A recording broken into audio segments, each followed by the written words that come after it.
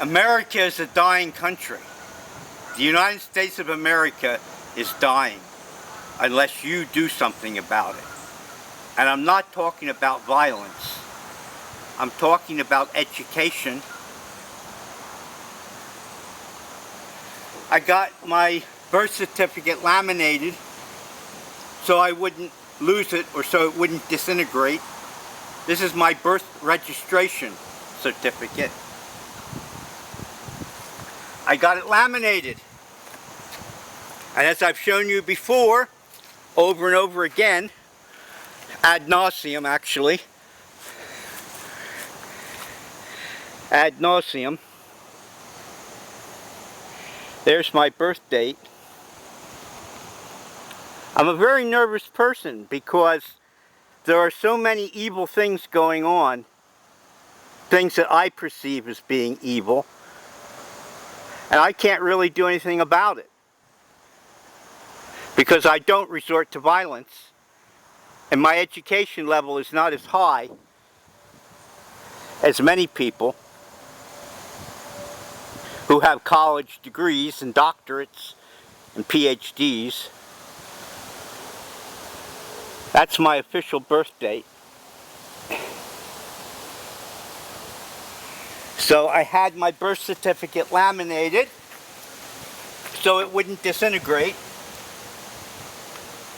Actually, that's a birth registration. This is a birth certificate.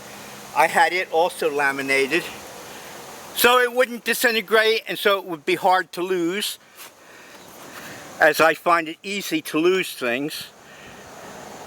Astonishingly easy.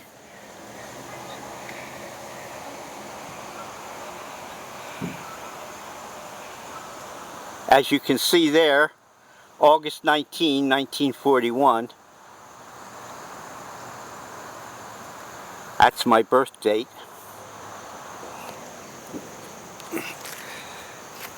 I've been told by the police department in the village where I live that this is not really legal, but I do have the documentation here for my driver's license to my car, my registration ownership proof, or at least registration proof, and my insurance card, which is mandatory in the state of New Jersey.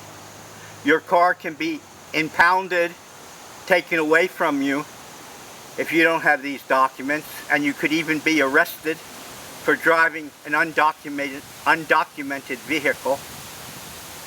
So even though this is illegal, the documentation is there so it can be traced easily. This is also laminated. This is for people who lose their documents. I highly recommend that you laminate the documents so they're hard to lose and so they don't disintegrate and fall apart easily.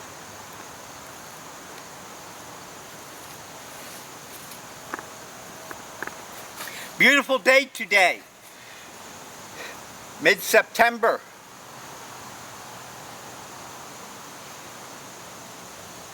Dr. Sigmund Freud's cigar.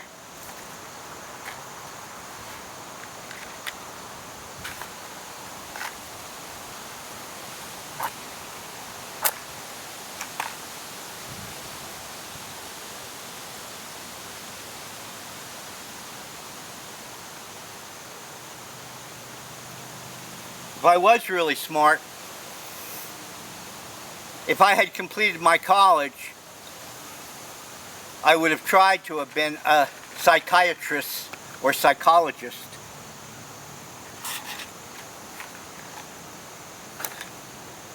But both my parents, both my father and mother, were never college educated. And though they did read books,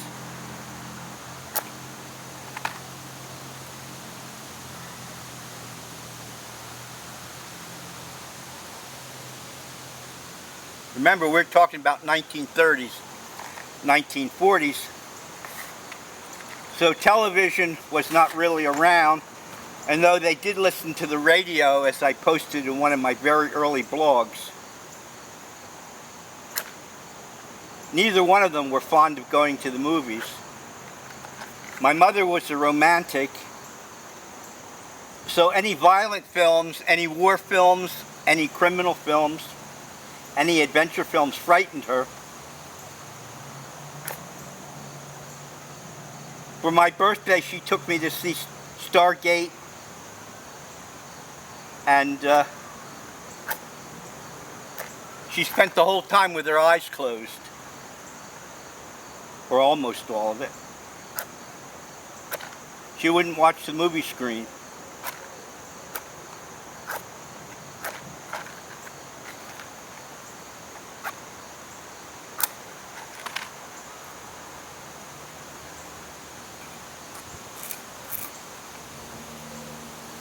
Cigar's hard to light. But then there's a lot of things in life that are hard to do.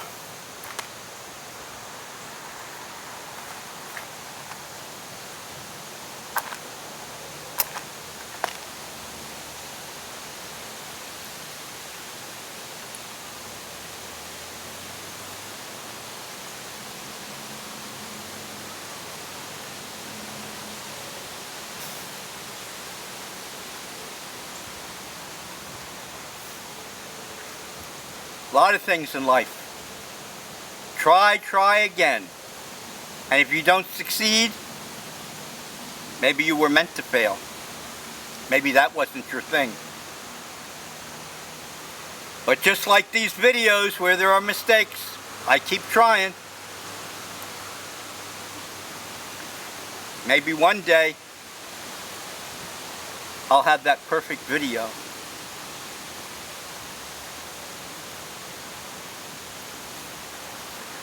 Yeah, one day I'll have that perfect video. I showed you this book in the past. Fundamentalist religious people of all denominations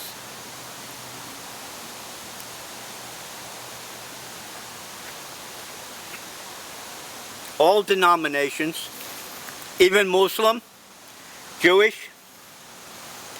The Jesus Family Tomb. Very important video. Very important video for you to see this. It says here, the discovery, the investigation, and the evidence that could change history.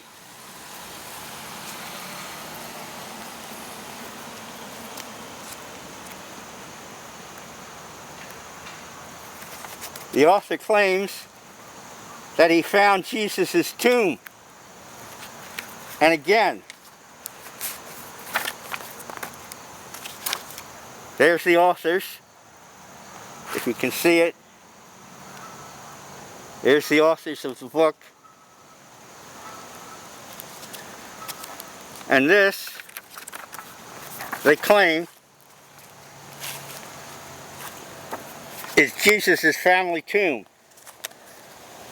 That's what the authors claim. I don't know. What do I know?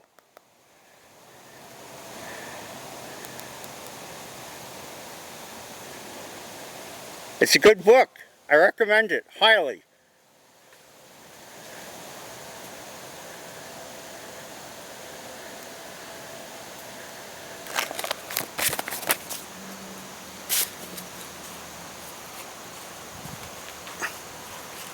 The authors claim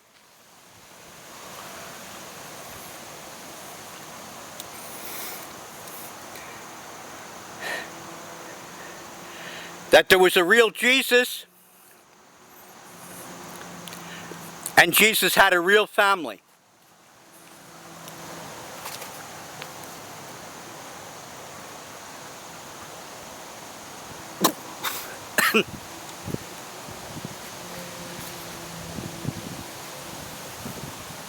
The Jesus dynasty.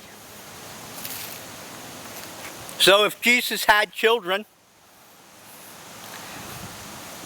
and if he was really king of Jerusalem or king of Israel, he probably had to have children.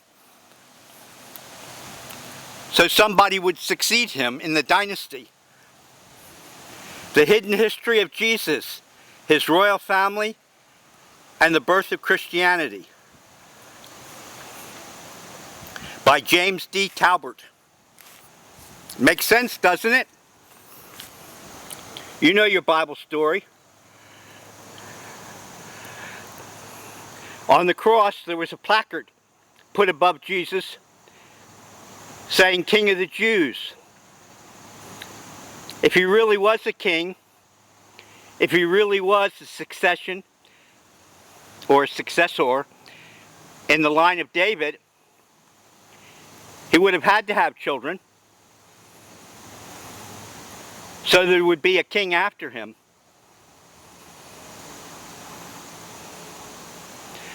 Allegedly, the destruction of Jerusalem by the Romans brought an end to all that. There's a much more complicated backstory that diverges at many points and is hard to follow because of the diversity of stories.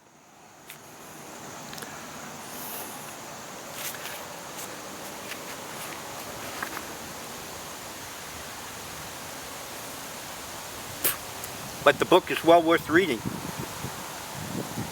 Much more about Jesus than what's in the Bible.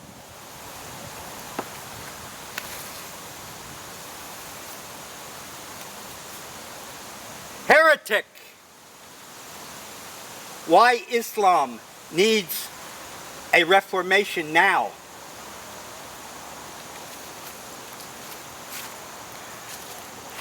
What happened to Islam, according to many people, and I believe it, was there was never a renaissance, there was never a reformation. Islam, for almost 1,000 years, was relatively isolated in little villages, except for Mecca and Medina. My personal recommendation, and this is where I'm going with this book, is to try to bring science and technology, modern, advanced science and technology into Islam. My understanding is, and this is just my understanding, for heaven to Betsy, the news media certainly is censored enough. But my understanding from my reading and searching on the internet is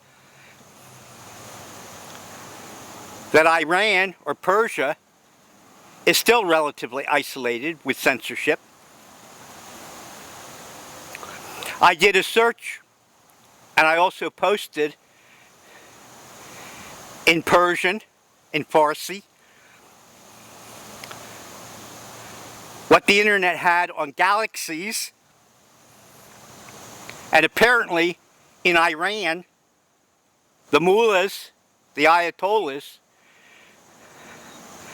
have a 2,000-year-old, and I stress the word old, idea of what the universe is like. They didn't even have anything about galaxies of any importance. Galaxies are extremely important to show you how huge and actually humbling the universe is. But there are other sciences, such as biology and genetic engineering, which I am against for food, though a moderate amount of research into animal genetic engineering is certainly okay, because other countries will do it, whether the United States does it or not. And deep space exploration. But I'm certainly against tampering with the human genome, and I'm certainly against patenting animals and humans. That, to me, is a heresy of the most gross sort. And the mullahs and the ayatollahs would probably agree that tampering with the human genome of animals and humans and then trying to patent it is a crime against humanity.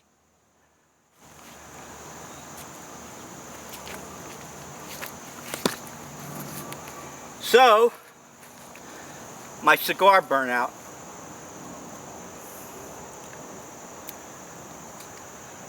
When is a cigar and not a phallus symbol?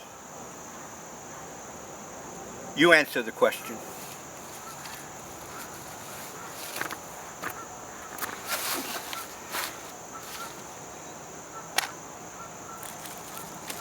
Probably the best thing to do at this point is to put the cigar out. It's actually noontime. So, we'll have breakfast. I know, I'm being deliberately absurd. Because generally speaking,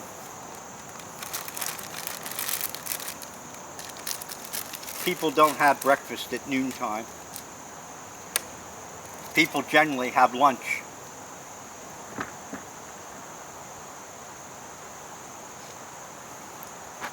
At noontime. Tobacco.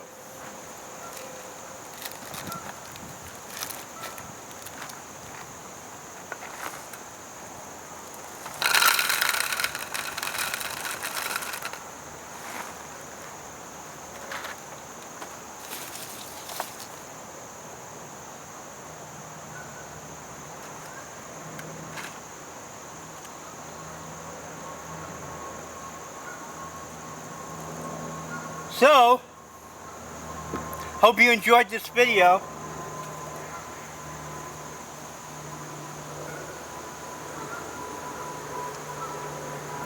Don't forget, remember,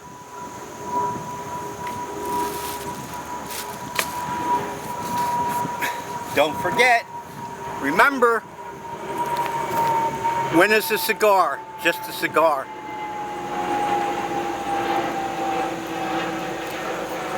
And also,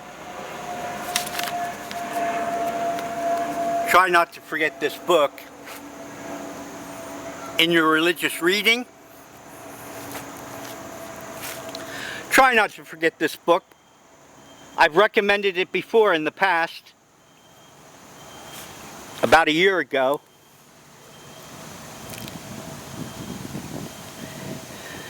The Jesus Family Tomb, the discovery, the investigation, and the evidence that could change history.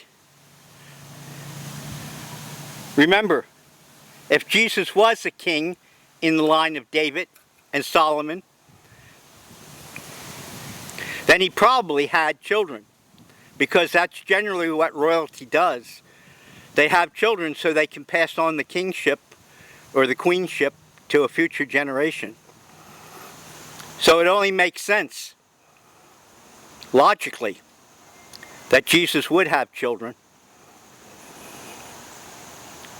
The discovery, the investigation, and the evidence that could change history. Jesus, the Family Tomb. Highly recommended. Thank you for watching this video.